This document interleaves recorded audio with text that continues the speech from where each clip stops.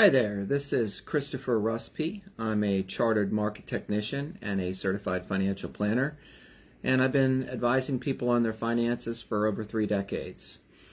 This is our video series where we talk about the current state of the financial markets and whether or not we perceive them to be very risky or whether we perceive them to be a good bargain. The implication here is, and the title of this video series is that the financial markets are very, very expensive based on historical norms. And therefore, investors, if they're paying attention, should be very nervous. Now, that doesn't mean that you necessarily have to panic unless, and if you want to know what the unless is, then fast forward to the end of this video. But how do we determine valuation? Well, one of the things that we look at here as professional money managers is we look at the price-earnings multiple, and we look at the price-earnings multiple in retrospect and also the forecasted price-earnings multiple. That's an extremely reliable indicator, and it says that right now the financial markets are almost fully valued. This is the financial markets here in the U.S. Another thing that we use to determine this is the dividend yield. Now, the dividend yield is also a very reliable indicator, and we look at it both retroactive as well as projected.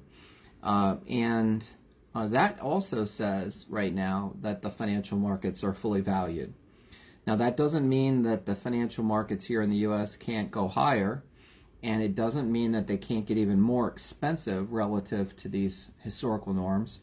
But what I like to think of it as is that it gives me an idea not so much of when there's going to be a market crash, because nobody knows, but it gives me an idea of how much risk I'm taking as an investor and also how much potential return I could make. Valuation, which is a terrific fundamental research company that's been around I guess almost about 100 years now, has an estimated appreciation potential that they calculate. And right now the estimated appreciation potential of the Valuation service is about 17%. That's their estimated appreciation potential. And the last market top, that was a 12% projected and potential projected appreciation potential. Last market bottom, the appreciation potential was 72%. So again, this is just another indicator that the financial markets are fully valued. There's a couple of things about these indicators that I like to point out that people don't commonly think of. The first thing is the price-earnings multiple. When you average something, normally when you average something, if you get a negative number, you include that in the data set. So in other words, if I had negative 10 and 10 and I averaged the two, obviously it would be 0 average.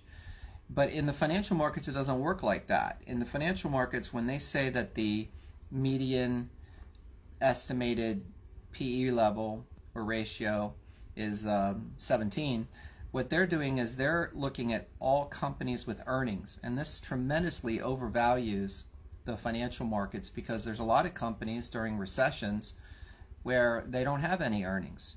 So I always think that's a gross misunderstanding and misstatement of the facts. It's not a normal median, it's not a normal average, it's a cherry-picked average. The other thing is on the median estimated dividend yield, the median estimated dividend yield or the mean average dividend yield is of all companies paying dividends. So again, what they've done is they've eliminated any company that doesn't pay dividends from the calculation, which has the effect of making the number seem larger. I've been noticing this for the last 15 or 20 years. I don't know how far back this practice goes, but it certainly goes back longer than 15 or 20 years, and it's very, very misleading. So, what are we saying? Be very, very cautious right now in your allocations. You don't have to try and time the market. You don't have to try and exit the market. because even if you get it right this time in your life, you won't ever get it right again, most likely. So you don't want to try and time the market, but be aware that the financial markets are fully valued, that there is very little upside and an enormous amount of risk right now. And as long as you keep those facts in straight and you're making your investing decisions, you should be okay if we do go into a major bear market, which is a down market. Okay, so investors should be nervous. We explained why you should be nervous. We said don't panic, because people who panic end up losing everything. Unless, and the unless is if you've been doing some very unwise things in your portfolio, then yeah, you need to panic and really take action immediately. What might some of those things be? Well, if you haven't rebalanced your portfolio in a long time, or you put all your money in one stock or in one sector of the economy or one industry in the economy, if you are acting as though you can take a lot of risk when in reality you can't, these are the kind of scenarios where you really need to sit down and examine the facts and do something sooner rather than later, and that's why I use the word panic.